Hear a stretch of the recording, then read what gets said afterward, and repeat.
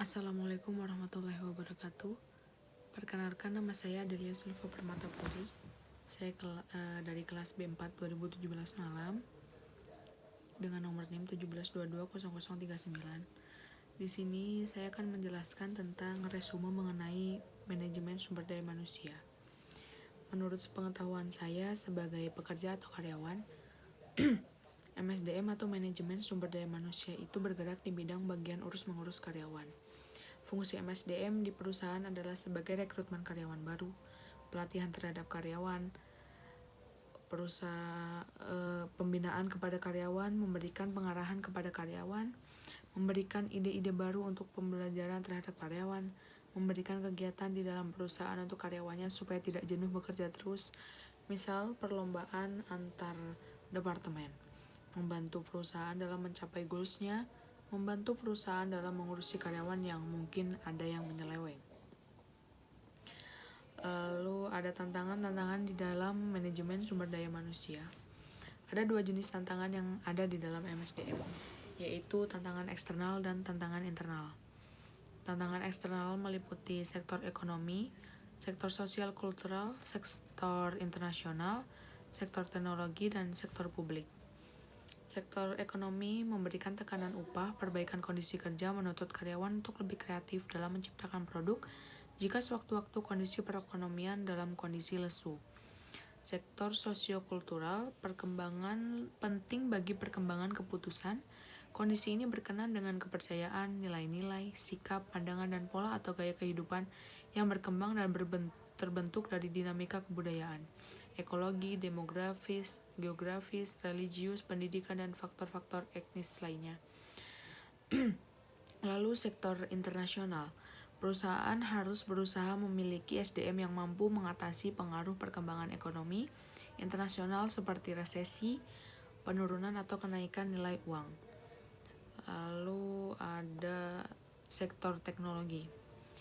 Kecanggihan teknologi telah berdampak secara bisnis, yaitu semakin produktif, efektif, dan efisien dalam pengelolaan perusahaan sehingga dapat meningkatkan kemampuan bersaing di era globalisasi.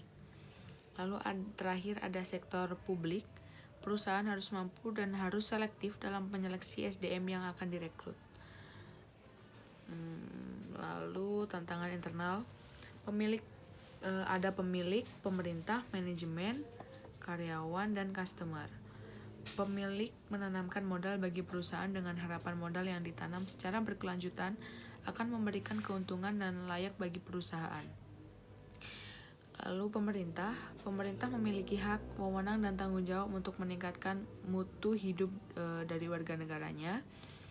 Jadi pemerintah seluruh jajarannya berkepentingan dengan keberhasilan manajemen SDM. Lalu manajemen, kelompok profesional mempertaruhkan waktu, keahlian, pengetahuan, keterampilan, dan reputasinya demi kepentingan negara dalam rangka pemenuhan tanggung jawab sosial dari perusahaan yang bersangkutan. Lalu ada karyawan. Karyawan meliputi perekrutan, pembinaan, dan pelatihan bagi karyawan menentukan maju mundurnya suatu perusahaan. Lalu terakhir ada customer. Masyarakat yang menjadi konsumen barang dan jasa sangat mengharapkan penyediaan barang dan jasa tidak mengalami gangguan sehingga perusahaan mampu memuaskan kebutuhan konsumen. Lalu di tugas yang kedua ada praktek-praktek manajemen sumber daya manusia. Perusahaan dengan layanan utama jasa telah berkembang pesat dalam beberapa dekade terakhir. Kalau kita mengamati sumber daya yang dipakai dalam layanan jasa ini adalah sumber daya manusia.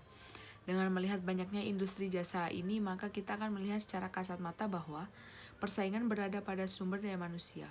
Persaingan sumber daya manusia ini menekankan pada persaingan kualitas sumber daya manusia. Dengan penjelasan di atas, kualitas sumber daya manusia menjadikan bagian penting bagi competitive advantage perusahaan.